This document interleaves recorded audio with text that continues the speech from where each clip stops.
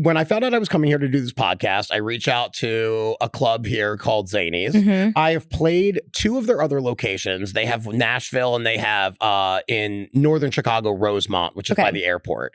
I've never done their downtown location, which everyone says is the best. So I reached out. They happened to have it open. And I was like, great. I started promoting it only about a couple weeks ago because I booked the show pretty late.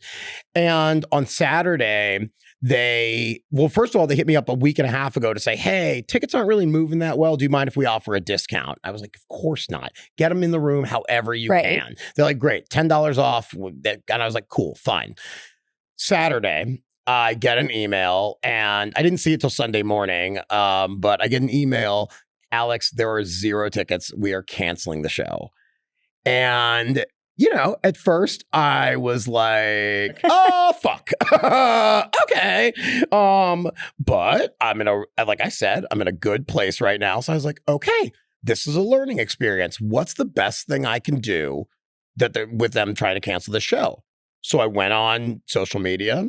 I told everyone what happened. I literally said I got 0 ticket sales, and people just started rising up, and like immediately the post started getting a lot of comments, a lot of shares. Like people were, trying to reassure me of my place. They're like, we love you. You're great. Blah, blah, blah. Like that place, they don't need you. It's their loss and all this stuff.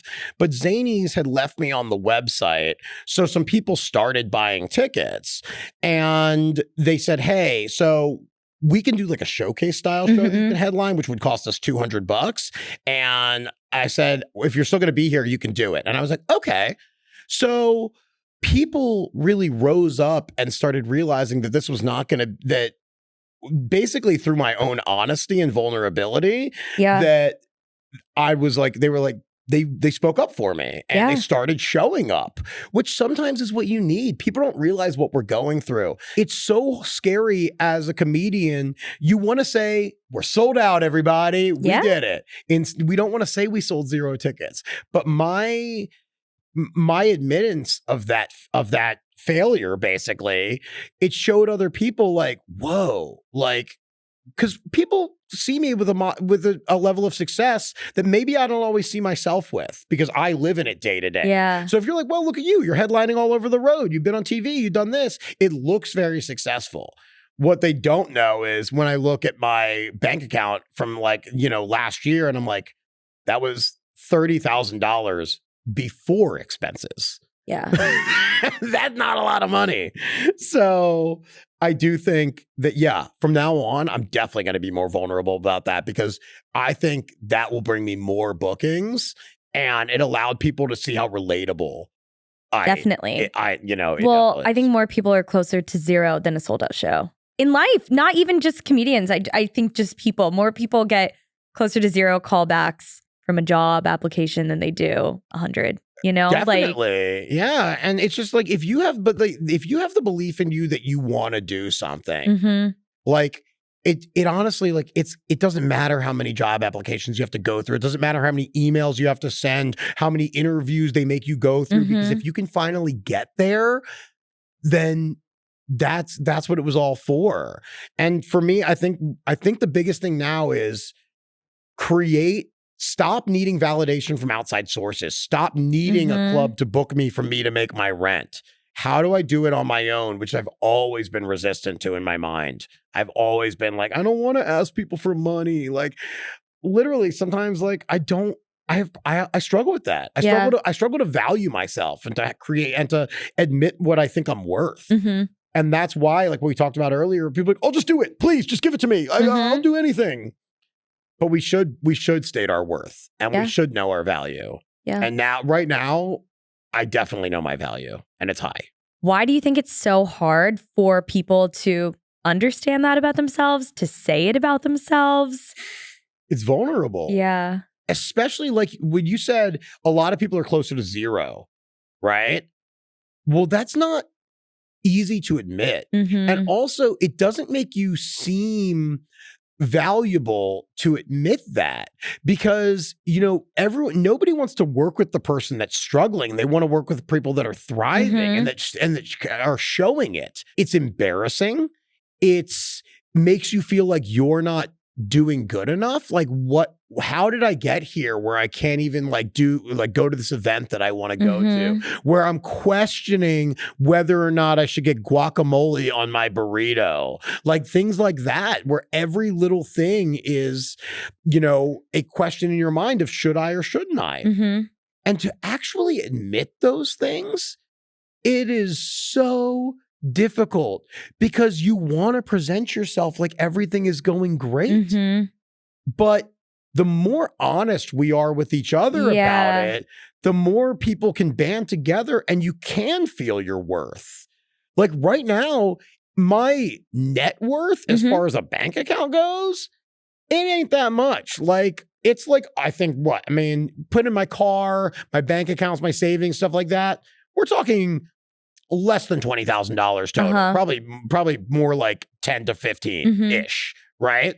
I've watched my savings deplete over the past couple of years because I still have been resistant to going back to getting a regular job. Right. So I've been trying to just live off the money that I have. But there's shame in not feeling like you have enough.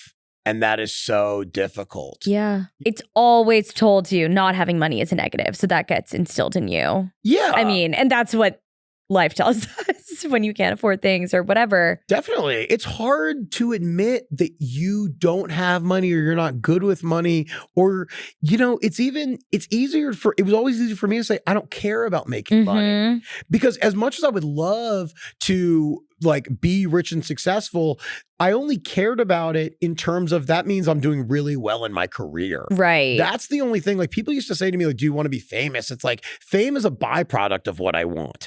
I don't care about, anyone can be famous. There's a lot of bad reasons to be famous. Yeah. But if my career has taken me through a trajectory where I am successful because of that, then that's fine with me. Right. So when I'm not selling 0 tickets is a very humiliating thing to have to admit, especially after 16 years of grinding my ass off, of trying so hard. But the more people talk about what we can make and what we do make, it allows everyone to just enter this circle and go, oh, okay, well, if it's that much, we can get there. But also it's okay that we're down here. And what are you doing differently? Like, when Ron White told me I made $140,000 in those 2 shows, but I didn't tell you that to flex. It's to show you. At some point, this shift happened in comedy where all of a sudden social media was the biggest thing. Right. And I was very resistant to it at first because I don't like being on my phone. I will fully admit it. I don't like doing that part of it. And everything became about self-marketing, self-promotion, which I didn't thrive at initially because I really kind of rejected it. But then, especially during the pandemic, that rose up like crazy. And that became how all these people lifted up out of nowhere. Self-marketing and being on social media. Yeah, and I was always on social media, but I never really cared about it because I didn't realize how much things were going to change. It wasn't a tool for you. Yeah. Yeah. I didn't know that it would become the most important thing. Yeah. Where now, comedy clubs, America's Got Talent doesn't matter. Comedy Central doesn't matter. The fact that I have all these TV credits does not matter. The only thing that matters is, how many followers do you have? How many butts are you going to put in our seats? Which I get why that matters. And my wife likes to say, you still want a career that happened 30 years ago, where you get on the Tonight Show or like an America's Got Talent, and next thing you know, you're just off to the races. Right. But you're saying it doesn't work that way anymore. No. And I kept thinking, I'm doing things my own way. People are paying attention. And there will be one thing that suddenly breaks me out of everything. And over time, I realized there's not going to be one thing. It is a constant build of all of these things. So everything that I do, I just started calling them bricks in my castle. Everything I do is a brick that you can't take away. Doing a podcast is a brick. Yeah. Doing a show is a small brick. America's Got Talent, giant brick. That's like a foundation. But you have to keep building. And then one day you're going to build this castle castle and people are going to look up and say, when did you build this castle? When did you get up there? And you're like, oh, you haven't seen it. Me building piece by piece over all these years. I love that analogy. So I was doing all these things, but never thinking about the money part of it.